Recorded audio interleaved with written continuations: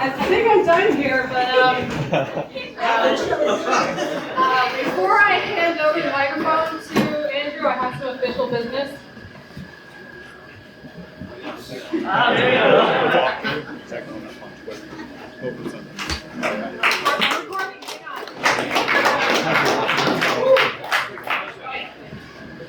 knows how important this is, guys. Welcome to Pella. Wait, the lighting is back. He wouldn't shut up about it. Really? Also, I would like to give you this shirt. This is from Veterans for Humanity. Veterans for Humanity. So much.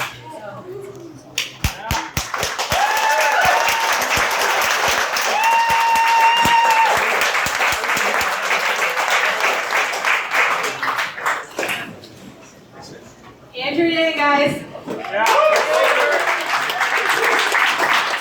Let's go ahead and another round of applause and thank you for your service.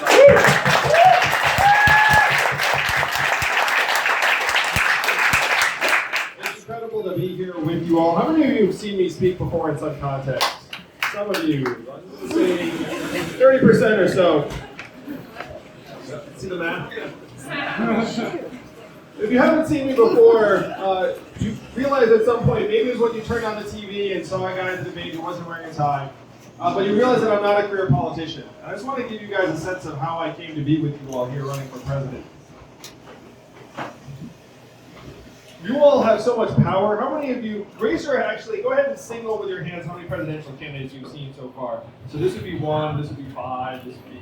This election or when? This election, this cycle. You've got a 5, a lot of 1s, 3, 5, 1s. Well, the 1s I appreciate it. It seems like you surround yourself and be like, I'm just going to see that guy. And that makes me very happy. That is how we're going to win this particular cycle, because we're going to energize people that traditionally have not cared that much about politics. So raise your hand if you think that describes you. Some of you. And that's normal at a Yang Gang event. There are a lot of people that have been drawn to this campaign that had no interest in politics. I'm going to say that describes me too to some extent. I watched the news, I thought I cared about politics. I spent the last 7 years running an organization that I started called Venture for America that tries to help train young entrepreneurs and has helped create several thousand jobs around the country. I came to that work, I'll retrace my steps a little bit. So I grew up son of immigrants. My dad's a physicist and an inventor. As a kid, I thought everyone's dad had a PhD, and I found out the hard way that was not right. I was like, what's your dad's PhD? And they were like, no. And I figured it out. I was like, oh, no, not actually everyone. So my father was an inventor. I was very, very nerdy and geeky. I grew up reading a lot of books, playing Dungeons and Dragons. My parents had told me to do well in school, so I tried to do that. I didn't know what to do after I graduated from college, so I went to law school. Anyone thinking about doing that? So, couple. So I went and became an unhappy lawyer for 5 whole months. I was there for 5 months, and I was like, this job was for the birds. And there was a deal. I was doing some contracts, and one of the contracts was one company was buying another company, and this group of entrepreneurs had built a business, and then their company was getting bought. And I was like, I should try and do that. So I quit my job, and I tried to start a business. How many of you all want to start a business at some point? How many of you have already started a business or organization or a club or anything along those lines? So if you've already started something, you know it's excruciatingly difficult. Am I right? It's so hard. And you also know when someone asks you how it's going, what do you always have to say? It's going great. I'm killing it. No one wants to hear about your problems. I was like, oh, no, it's problems. It's like, oh, shut up. So the only thing you can say is it's going great. And in my case, I said it was going great until we failed. And then after I failed, I lost investors, their investment. I still owed $100,000 in student loan debt. How many of y'all have student loan debt? Yeah, so I had so much student loan debt. I used to call out my mistress because I was like, I'm supporting a phantom family in another town. I'm like, oh, they're having a good time. And like, here's your $900. So I was in my mid-20s, failed entrepreneur, owed all this student loan debt, but I've been bitten by the bug and I wanted to try and get better at building something. And so what I did is I found a more experienced entrepreneur, became his lieutenant, and then learned for a number of years, and then I became the head of a small education company that grew and grew to become #1 in the country. That took a long time. That took a decade. I'm a little bit older than I look. No, I moisturize.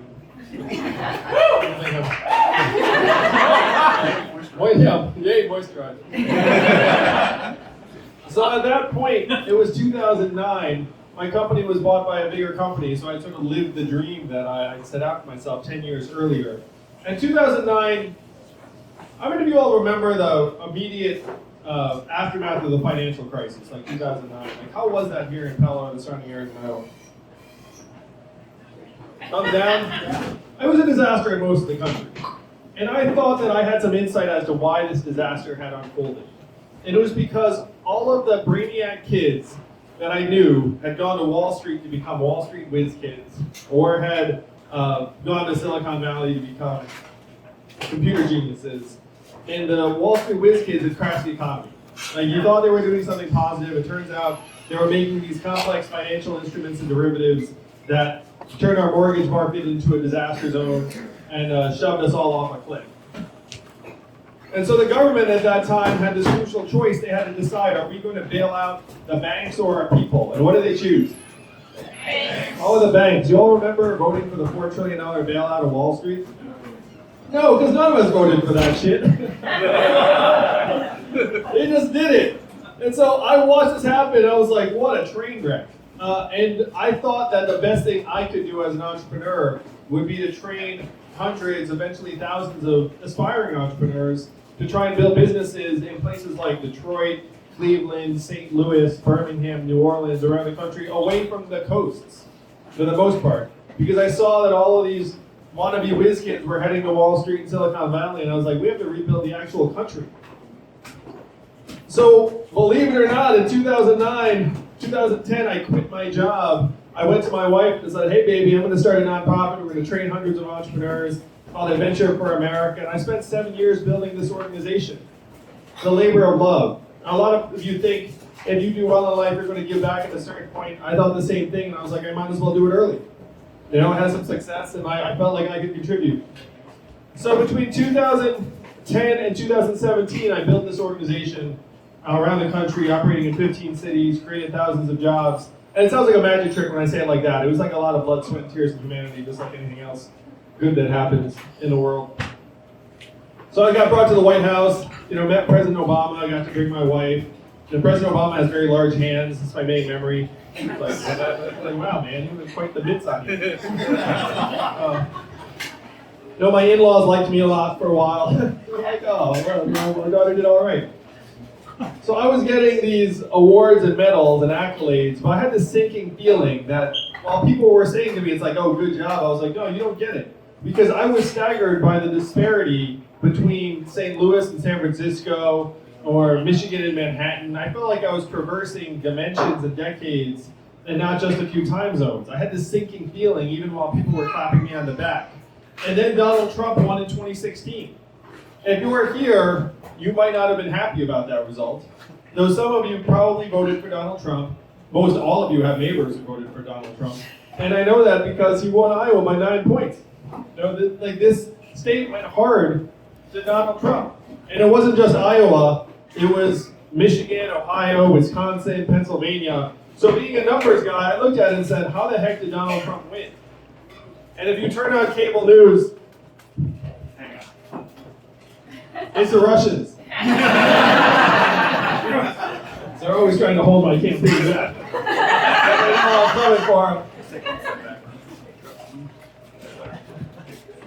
So if you turn on cable news trying to figure out why Donald Trump's our president, why would you think he won? Racism. Illegal immigrants. Immigrants. Jobs are gone. Russia. Smart. Jobs are gone. Hillary Clinton. Emails. FBI. Facebook. It's like this sort of mixture. But the numbers tell a very clear and distinct story. The numbers say the reason why Donald Trump won is that we automated away 4 million manufacturing jobs in Ohio, Michigan, Pennsylvania, Wisconsin, and 40,000 right here in Iowa. And if you've been in communities that have lost their manufacturing jobs, what do you see? Poverty, stores closing, people getting angry, people turning to drugs. And in those environments, the movement towards Donald Trump is very, very high. As a numbers guy, I can tell you, there's a straight line up between the adoption of industrial automation in a voting area and the movement to Trump. And unfortunately, what happened to those jobs is now happening to other jobs throughout the economy. How many of you have noticed stores closing around where you live in Iowa? And why are those stores closing? Amazon, that's right. Amazon is like a giant suction, sucking out $20 billion in business every single year. Do you know how much Amazon paid in taxes last year? Zero. That's the math, Iowa. 20 billion out, zero back. 30% of your stores and malls closed. The most common job in most of the country is working as a retail clerk. Average retail clerk's a 39-year-old woman making between $9 and $11 an hour. How many of you have noticed self-serve kiosks at like a McDonald's or a fast food restaurant? Food service and food preparation, third biggest job category in the United States. And McDonald's says those kiosks will be in every location by 2021. How many of you know a truck driver? Someone who drives a truck for a living. It's no surprise because driving a truck is the most common job in 29 states, including this one. There are 3.5 million truckers in the US. And my friends in California are working on trucks that can drive themselves. They tell me they are 98% of the way there. I'm gonna go through this because we have some time. I love actually unpacking this stuff. So 98% sounds like a lot, but having a 2% error rate is a total disaster when you talk about semi-trucks. You can't have like trucks just smashing into things like 2% of the time. You're like, oh, that sucks. And the trucks are really bad with something called snow, which you all see every year, because the self-driving trucks rely upon figuring out what the road markings are, and so if you cover the road markings with snow, then the computer gets confused. So how the heck, so when you look at what's happening with the self-driving trucks in this country, you'll notice they're testing them most of the time in Arizona, California, places that don't get much snow. Though they are rolling them out right now. UPS has been actually using self-driving trucks for months already in Arizona. So it's happening. And the way they think they can get the last 2% is like this. Do you all remember the first time you saw TV on your phone? You remember that? You remember the first time you saw it and you're like, wow, we can do that now? So we're rolling out 5G right now, and the plan is to equip these trucks with teleoperating software so that when a truck computer does not know what to do, it will alert a warehouse in Nevada or Arizona, and then someone there will beam into the truck and play it like a video game. There'll be cameras at the front of the truck, so the teleoperator will then just be able to look out the front of the truck and just like operate it until the truck is sure what to do again. So it'll start beeping again, and then the teleoperator will beam back out. That's the way they think that they can get the last 2%. What do you think the ratio will be between teleoperators in Nevada and Arizona and the 3.5 million Americans who drive a truck for a living right now? 1%, 2%, 4%, something like that. That's right. What's that going to mean for the 3.5 million truckers who make $50,000 a year right now? Your friends, your family, your neighbors. And I can present to you an image of that truck driver. 94% men. Average age 49. They're spending 4 days a week away from their family. It's a really brutal, punishing job. And they're not in a union. I can say this with confidence because only 13% of truckers are in a union. 87% are part of little mom and pop businesses. Some of the truck drivers you know actually took out loans to get that truck. They said, be your own boss. It's like a mortgage essentially because these trucks are low six figures some of the time. 200,000. 200,000. So imagine having hundreds of thousands of dollars in loans against your truck and then having to compete against a robot truck that never stops. And your human truck driver, you have to stop after 14 hours because that's what the law says. The computer in the truck will actually start barking at you and stop the truck if you're driving after 14 hours because they say you have to go to sleep. How can you compete against a robot truck? The answer is you cannot. And the reason why they're working on this so hard in Silicon Valley is the cost savings to automating away those truck driving jobs. The savings are estimated to be $168 billion a year. That's an unbelievable amount of money. That's so much money that if you're a smart investor in California and someone comes to you with a technology they say can move this forward a foot or a yard, you invest tens, hundreds of millions of dollars. And then you gather the smartest engineers in the country to try and make progress on this problem. And if you want to bet against $168 billion a year and hundreds of the smartest engineers in our society, that's a bad bet. They're going to get there. They're 98% of the way there. They're going to get that last 2%. We're in the midst of the greatest economic transformation in the history of our country, what experts are calling the fourth industrial revolution. When is the last time you've heard a politician say the words fourth industrial revolution? Joe Biden. Just now. Probably just now, and I'm barely a politician. No, what Heidi said is Joe Biden actually on the Colbert Show actually said the words fourth industrial revolution last week. And it's in part because he and I have been chatting at the debates. Like during the break in the debates, like he and I hang out together, and he's like, yeah, fourth industrial revolution, that's a real problem. So Joe's on board. What we have to get Joe on board with is the solution. So we're in the midst of this incredible set of transformations. Donald Trump is a symptom. He's not the cause. Democrats are acting like he's the cause of all our problems. No, he is the product of the fact that we have been kicking the legs out from Americans' livelihoods for years now. And we've been scapegoating recently. Donald Trump has been scapegoating immigrants. Immigrants have next to nothing to do with this. If you go to a factory in the Midwest, you will see wall-to-wall robot arms and machines. You will not see wall-to-wall immigrants doing that work. Now the solution seems very dramatic at first, and you all know it. You're all here today because at some point you heard there's an Asian man running for president who wants to give everyone $1,000 a month. Remember the first time you heard that? And the first time you heard it, you were like, wow, haha, that's a joke, that's a gimmick, that will never happen. But this dividend is actually a deeply American idea. Thomas Paine was for it at our founding, called it the citizen's dividend. Martin Luther King fought for it in the 60s, called it the guaranteed minimum income for all Americans. 1,000 economists endorsed it. It passed the U.S. House of Representatives twice in 1971 under Nixon. It's called the Family Assistance Plan. And then 11 years later, one state passed a dividend where now everyone in that state gets between $1,000 and $2,000 a year. No questions asked. And what state is that? Alaska. And how does Alaska pay for it? Oil. And what is the oil of the 21st century? Technology, data, self-driving cars and trucks, artificial intelligence. A study just came out that said that our data is worth more than oil. Do you remember getting your data check in the mail? Nope. No. No, but someone's getting that data check. You know, the $1 trillion tech company got that data check. They're profiting to the tune of billions of dollars, and we're seeing zero in return.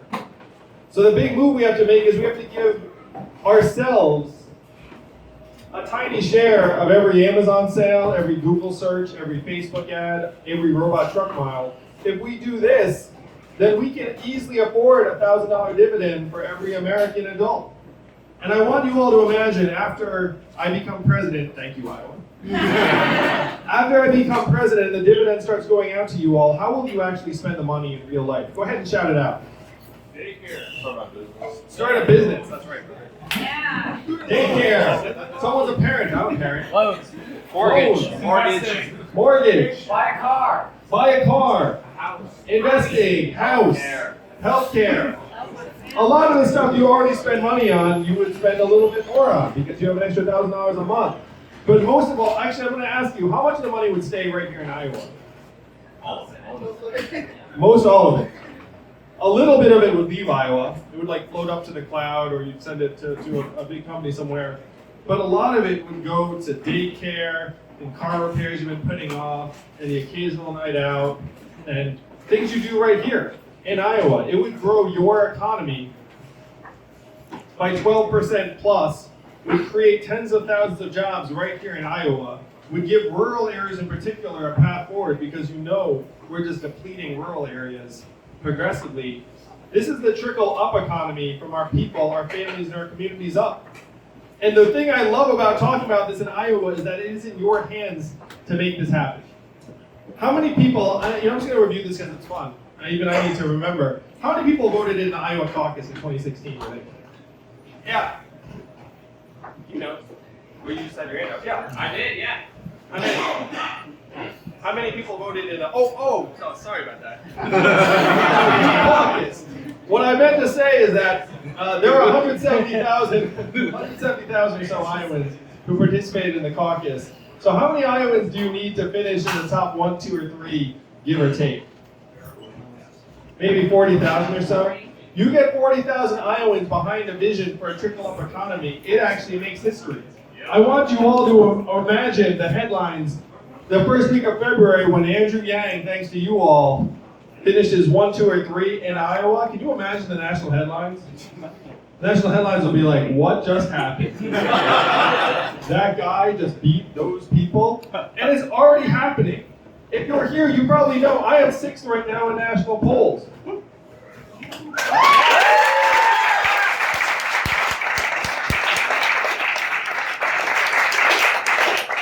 And I'm one of only 2 candidates in the field that 10% or more of Donald Trump voters said they will support.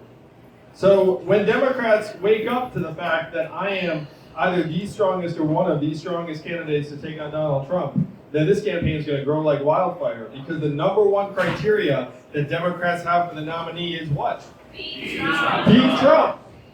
It's one reason why Joe's doing so well. You know, we have Joe and we're like, this guy can do it. But there's another guy who can do it too. This guy. Yeah.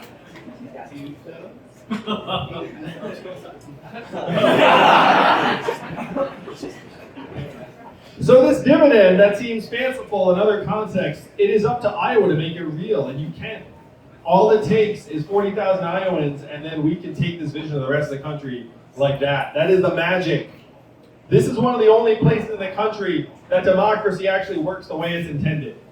In most of the rest of the country, I have a talk like this, and they look around and they think to themselves that their votes don't matter. And they're generally correct. Their votes probably don't matter. Because when you look at our government, what do you see? You have these giant pipes that are clogged with money. Hundreds of millions of dollars is taking that government captive. That's what most of the country sees, and they are right. This is about the only place in the country that you all, that people, that citizens of this country can actually take something different and make it happen very, very quickly. That's why I love being here so much. I did the math. Do you know how many Californians each Iowan is worth? 1,000, that's right. So you look around this coffee shop, what do we have here? Maybe 150 Iowans? That's like 150,000 Californians. It's like 4 football stadiums of Californians right here in this cafe. That is the magic of this place. That's why the presidential candidates are just going to keep coming to you over and over again, because you have that much power. The question is, how are you going to use that power? What are you going to do? If you think that if we continue... Vote for Andrew Yang. Oh, I love it. Thank you. If you think that things are going generally in the right direction and we just need a slight course correction, I may not be your guy. If you think that there are deep fundamental problems that led to Donald Trump being elected and that we have to start addressing those problems, their root causes, then I'm your guy. The measurements in our economy have gone dramatically the wrong direction. We're being sold a fairy tale at this point. You see record high GDP numbers in the headlines, also at record highs in the United States right now. Drug overdoses, suicide, stress, financial insecurity, student loan debt. It's gotten so bad that our life expectancy has declined for the last 3 years as a country. You all know the last time America's life expectancy declined for 3 years in a row? The Spanish flu of 1918. You have to go back 100 years to a global pandemic that killed millions to find America's life expectancy declining for 3 years in a row. And this time it's declining for the darkest of reasons, because suicides and drug overdoses have both overtaken vehicle deaths for the first time in American history. These are the problems that got Donald Trump elected. Some of you see them around you. Meanwhile, our economic measurements are saying everything's great. Everything's rosy. If you look back on 2016 when Donald Trump ran, what did he say? He said these economic numbers are fake news. He said there are tens of millions of Americans who have been pushed to the side. All of a sudden he becomes president, the numbers are accurate again. He was right the first time, unfortunately. The numbers are fake news. GDP is going up, and I'm going to give a couple of examples. If you have a hurricane or a flood that comes and floods out of town, that's actually good for GDP. Because then you have to do a bunch of work rebuilding that town, and that actually adds to GDP. Think about how messed up that is. The work that my wife does, I'm a dad my wife's at home with our 2 boys right now, one of whom is autistic. They're 6 and 4. How much does her work get calculated at in GDP every day? 0. If there's any sign of how messed up our measurements are, it's that. Because we know the work she's doing is the most important and challenging work there is. She's working a lot harder than I am, and I'm running for president. So if GDP is the wrong measurement, which it is, and we made it up 100 years ago, which we did, and it's now leading us off a cliff, which it also is, how would we change it? What could I tell you that would actually get you excited here in Pella if I said this got better? Health and life expectancy. If we said, hey, we're living longer and healthier, that would actually be legitimately exciting, right? What else? Happiness. Happiness. Education. Education levels, childhood success, mental health and freedom from substance abuse. How about clean air and clean water? If I said, hey, our air got cleaner, I'd be like, oh, I'd be pretty happy about that. Whether people are doing the sort of things they want to do, rates of entrepreneurship and business formation, these are the measurements that actually tell us how we're doing, not this GDP or stock market prices that only correlate to the top 20% of the country, or headline unemployment rate that obscures people dropping out, underemployment, gig employment, people not liking what they're doing. You get the measurements right. What I'm going to do is I'm going to upgrade us from GDP to these other measurements. And that sounds far out. That sounds futuristic, but it's really easy. All I have to do as your president is go down the street to the Bureau of Economic Analysis and say, hey, GDP, 100 years old, due for an update. We then update it to include our health and life expectancy, our mental health, how our kids are doing. And then I present those numbers to you all, the real numbers, at the State of the Union every year. I'm going to be the first president to use a PowerPoint deck at the State of the Union.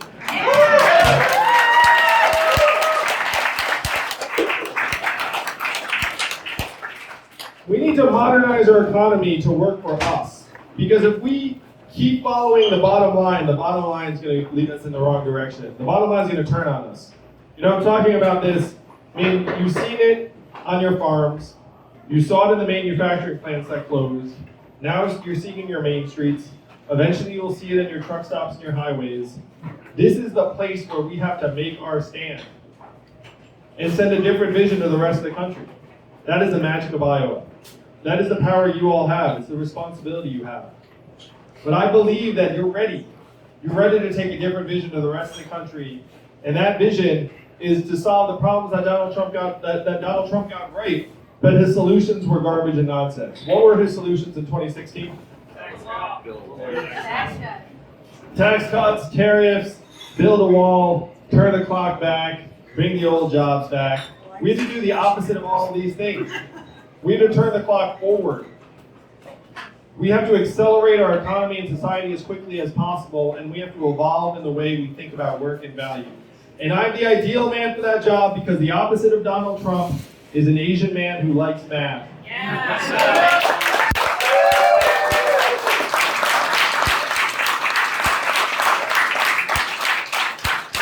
What does math stand for, Pella? Make Make America think harder, that's right. We're going to wake our fellow citizens up to the fact that it is not immigrants, it is automation and technology. We're going to wake America up to the fact that we do not have to do this left-right battle forever, that we can build a coalition that includes disaffected Donald Trump voters, and there are a lot of them. There's some in this room, I bet. Independents, libertarians, as well as Democrats and progressives. That's one reason why all of the analysts who've looked at it have said that if I am the nominee, we will win. It's not left, it's not right, it's forward, and that's where we have to take the country in 2020.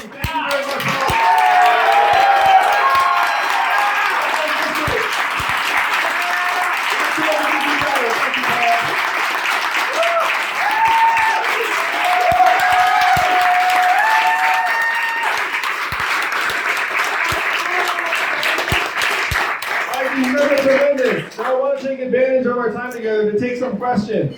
So go ahead, shout something out, or if you're anywhere near me, you can just take this mic. I'm kind of a sucker for people who are in the front row, so he gets the first question. Okay, so you talked about the accrued dividend, so much earlier, and then move on to your other points. So closer. So how would you think to pay for the freedom dividend? So I know you said bring it out from other businesses. So how would you propose to get the money out of those businesses? So I want to talk a bit more about Amazon because Amazon's emblematic of what's going on. So Amazon's a $1 trillion tech company paying zero in taxes. And I want you all to imagine the scene in Jeff Bezos' headquarters with the CFO and the accountants all lined up. And then they go to Jeff and they say, good news, Jeff, zero taxes. And then what does Jeff do? Jeff goes to his vault, takes out giant bags of gold coins, gives them to each accountant, says, nice job. They put the gold coins in their vehicles, they drive home, and then they take like a gold coin bath like Scrooge McDuck in this little cartoon. Right? It's like their annual ritual. It is not their fault that they're paying zero in taxes. Whose fault is it? It's our fault. We have to have been pretty dumb if a $1 trillion tech company pays zero in taxes while we all pay more than zero in taxes. And it is not just Amazon. Netflix, Google, Facebook, and I love these companies just like you do. I use them every day. You know, I'm friends with some of the people that are at these companies. But even they know it's a messed up shell game if they're paying zero. You know, I mean that is messed up. So what we have to do is we have to get our fair share of every Amazon sale, every Google search. If you have a slight toll, you can generate hundreds of billions of dollars in new revenue very, very quickly. And again, as an example, self-driving trucks, $168 billion in cost savings every year. How much of that $168 billion will we get right now? Zero. Well, we're actually going to get negative billions because they're going to take away all the truck driving jobs and all the hotels and truck stops like Iowa 80 and Davenport and the rest of it. Like, it's going to do a number on us, but someone's going to save $168 billion. So the question really is, how do we get some of that value into your hands, into our hands? Now, the $1,000 a month, it seems very expensive. It actually gets a lot cheaper for a number of reasons. So I talked before about how you would spend the money here in Iowa. The money would circulate over and over again in your communities, and we'd get a lot of that money back in tax revenue because it would end up filtering through businesses that actually pay taxes, unlike Amazon. It would also save us billions on things like incarceration, homelessness services, emergency room healthcare. I was just in New Hampshire, and a corrections officer said something to me that was really profound. He said we should pay people to stay out of jail because when they're in jail, we spend so much. This was a corrections officer. Think about that for a second. And he was set to retire, so he didn't care anymore. But he's right. Like, we try and be smart by not spending money on our people, and then we end up spending more money in really punitive and dark and expensive ways when they hit our institutions. Because we all know when they wind up in our emergency room or our prison or in a shelter, we're going to spend a lot of money on them. So we're going to save money on that. And then we're going to make ourselves healthier, better educated, less stressed out, more productive, more enterprising and entrepreneurial. There's one study that said that just alleviating that financial pressure and poverty would increase our GDP by $700 billion a year. And as someone who's run companies, every good company talks and acts like this. We're going to invest in our people. They hire someone, they put you through some training program. Some of it's bullshit. But you still feel like, oh, something good happened there, somewhere in there, in the training, and then they invest in you because they say if you're productive and strong, then the company will do better. That's what good companies do. In the public context, we have the opposite approach. We're like, everyone's a cost. We're just going to try and spend as little as possible on you, and then that's going to be our approach to success. And I think that that's backwards. That if we spend the money on ourselves, we're going to get it back many, many times over. So conservatively, we can pay for this dividend as long as we get our fair share from the Amazons of the world. Oh, sure, of course. Donald Trump is sending a bunch of my brothers and sisters in arms to Saudi Arabia. How do you feel about that, and how will that affect you in the presidency, what you would do? The last thing America wants is yet another conflict in the Middle East. I signed a pledge to end the forever wars. We've been in a constant state of armed conflict for at least 18 years since 9/11. We've spent trillions of dollars, lost thousands of lives in conflicts that have had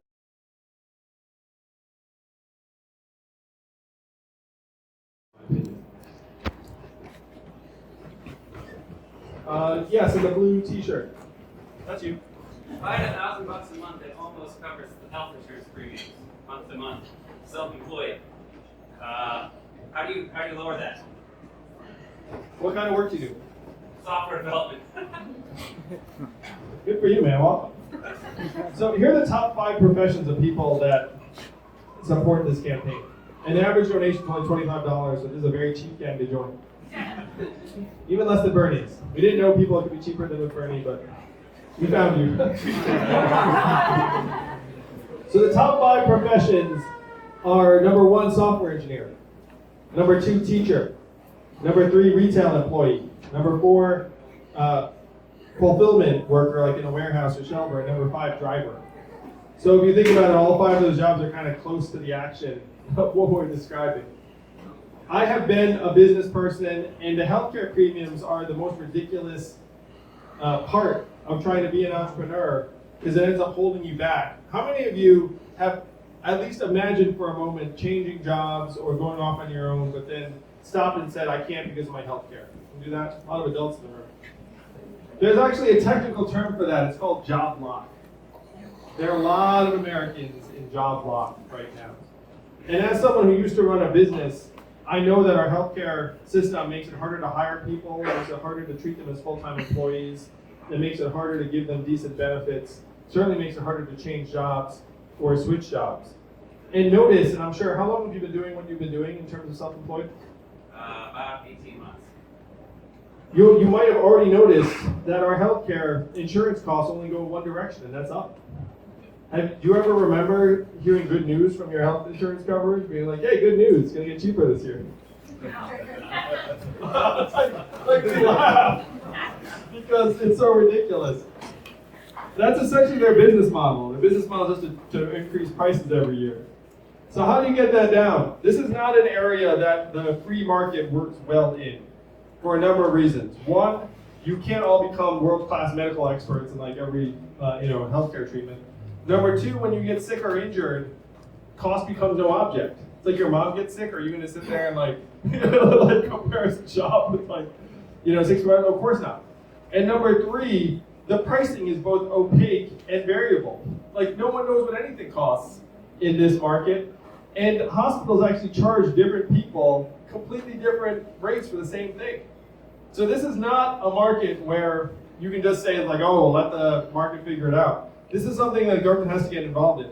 So the way I would get this is a very long-winded way of saying, the way we get your premiums down is we introduce a public option that negotiates for lower prices on our behalf. And this is something that we should be able to do. I would not get rid of all private insurance, because I think that would be unduly disruptive. The goal has to be for the public option to outcompete private options, but I'm confident that we can do it, because right now the private options are much more expensive than they should be. They're much more expensive than they should be, in large part because the industry is built around making as much money as possible from us. And that's not just the insurance companies, that's the device companies, the drug companies, everyone in the sector. If you have the government representing millions of us saying, look, we'll pay you this much, we can get the rates down and the access up. And this is an important mission for me, because I have to make it so that an entrepreneur like you can eventually grow and expand and hire someone else. Miss, in the math hat, come on up. Come grab this mic. Yeah. What will be your first steps towards sustainability when elected? Oh, when? You were right. How many of you saw the debate in Detroit, which was, I suppose, the second debate? So you remember me staking out the new 3rd position on climate change? Position number 1 that you're accustomed to, we have to fight climate change. Position number 2, climate change is a hoax. And then Andrew Yang's position number 3, it's worse than you think. Unfortunately, it is worse than you think. Greenland just released a report saying that their ice pack is melting at the rate projected in 2070 now, 51 years earlier. The UN released a study saying that we'll all be okay if the majority of the world's population goes vegetarian immediately, which I don't see coming. I mean, I had a steak today. That I fried myself. I had a steak today. Anyway. So we have to make big moves to try and avert disaster, with the acceptance that even if we do everything right, we're going to be facing consequences from climate change. And you can all see it around us. There were the floods from this past year, the fact that July was the warmest year in recorded history. I mean, who the heck thinks that's a coincidence? The last 4 years have been the 4 warmest years ever.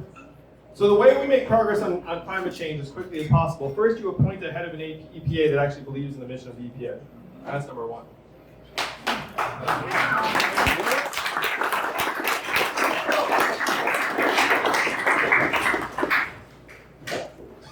The big move I want to make immediately, which has gotten bipartisan support in the past, is we have to price in carbon emissions. Well, what do I mean by that? That if I pollute and send out a lot of CO2 into the atmosphere and then cause our planet to warm, I don't pay anything for that. We have to put a price on carbon. And so I would start at $40 a ton and then ratchet it up progressively. And this would create a massive incentive structure for companies to either reduce their emissions or make their operations more efficient. And they're not going to do the right thing if it's just a bright line. It's like after you get below whatever the legal threshold is, you know they're not going to go any lower than that. You know, because that's their job. Their job is to make as much money as possible. So you have to make it that if they're polluting, then they're going to make less money, and then that's going to end up reducing our emissions very quickly. I've got a 5-point plan to fight climate change. The headline cost is around $5 trillion, but it's going to be brutally difficult. Number one, we have to make our own operations more sustainable by trying to transition to wind and solar. And the big move there is that we have to stop subsidizing the fossil fuel companies and start subsidizing these other technologies. How many of you knew that Elon Musk endorsed me last month? Yeah. So that gives you a sense of where I believe we need to head. I think Elon's right on, for example, trying to transition to electric cars over time. The other big move is we have to help the world go in the same direction because the rest of the world is 85% of carbon emissions. So if you do the math, even if we take our 15% way down, the emissions could still keep going up in total. That's a disaster. What's going on in the rest of the world is very tough to stomach. China is going to Africa and saying, hey, I've got a power plant for you, great news. It burns coal. And what does the African country do? They say, great, I'll take it, because they just want energy as cheap as possible. So what we'll have to do is we actually have to go to that African country and say, I've got a better deal for you. Instead of the coal burning plant, I've got solar panels, you get a lot of sun here, got solar panels, got some wind turbines, got some other renewable sources, and then we have to make it cost competitive. Because all they care about is cheap energy. They don't care about pollution, and you can't really blame them because they're kind of early in the stages, and they're like, you guys have been polluting for decades, like why all of a sudden are you like coming after us with a coal plant? The third thing is put billions of dollars into making our communities more resilient and sturdy, and even moving our people to higher ground in some cases, both literally and figuratively. The other thing is who suffers the most in a natural disaster and a flood. It's poor people with lower levels of resources. You put $1,000 a month into people's hands, they can protect themselves better. They'll actually might have a car to get into to like drive to safety as opposed to being stuck. The fourth thing is that we have to try and undo some of the damage to our planet. Instead of going to each of us and saying you have to do less of the bad, we actually have to do more of the good. So what does that mean? It means planting a ton of trees on vast tracts of land, either in the United States or outside the United States. Do you think other parts of the world would be pleased with us if we said, hey, we're going to plant a ton of trees and pay you to maintain them? Most of them would be down with that, I think, as long as you picked a part of land they didn't care about. And then we have to reseed the oceans with plankton and seabeds because right now we're losing biomass in the ocean, and that's going to cause a catastrophic effect over time. So this is the big plan to try and avert climate change. I feel like my debate answer sort of cut it short, where I've got this massive plan that I think is even more dramatic than many of the other contenders, because I'm recognizing that we're very, very late to the game. One more question. Only one more question. Oh wait, you know what we do one more question and then selfies, meet people individually, and spend some more time together. So let's take the last question, and I'm going to take it from this gentleman right here. Yeah. Yeah, so How long would $1,000 a month last? So the $1,000 a month of freedom dividend is a new right of citizenship. And in Alaska, when you got that dividend, they started 40 years ago. And now it's still going and they love it. It's their favorite thing that the government does. This lasts forever. This is the new right that we all enjoy as Americans, and it goes up with inflation. So it's going to be $1,000 at first, year, it's going to go up to, let's call it 1,025. In year 2, it's going to keep going up to put us all in position to be able to succeed and thrive. We're all owners and shareholders of the richest, most advanced economy in the history of the world. And the biggest lie that has been perpetrated on the American people is this: we don't have the money. We have the money. Trust me. We had $4 trillion for the banks when it was their time. This money would go into our pockets, and then we would spend it. It would just make the consumer economy stronger. It makes markets perform better. It makes companies better. One of the things, and someone who runs a small business, raise your hand if you run a small business. Or a couple of you. When we talk about trying to put us all in position to succeed, a lot of the time the money comes out of small business. We're like, hey, we're going to raise the minimum wage. And I agree with the spirit of that, because no American should ever be working and be poor. But it's much better just to have the money come from the Amazons of the world and actually make our small businesses stronger and healthier, rather than turning to the small business and saying that you have to pay everyone a bit more. It's much better, there's a saying where someone asked a criminal, why did you rob the bank? And then what did the criminal say? Because that's where the money is.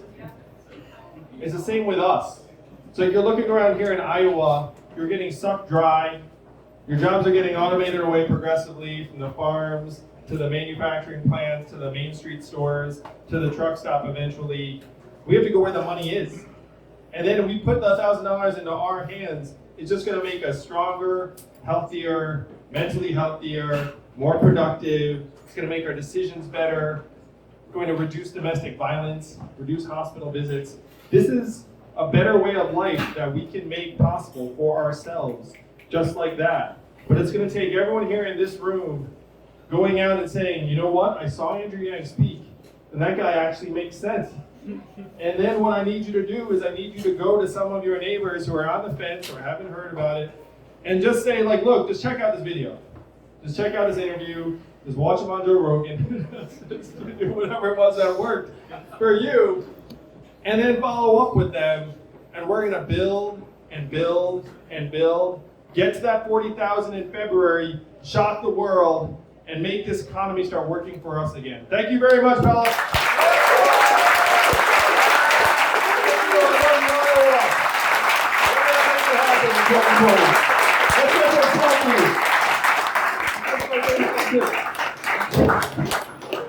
All right, we're gonna have a single file line right here. If you want to meet Andrew, quick selfie. We gotta go leave it right here. I'm here. Thank you.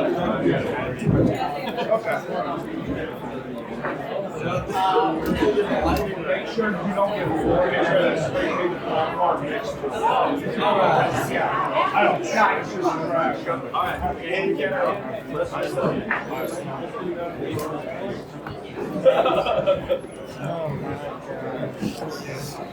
And your best bet is to exit that way. If you go get food, you can go out that way.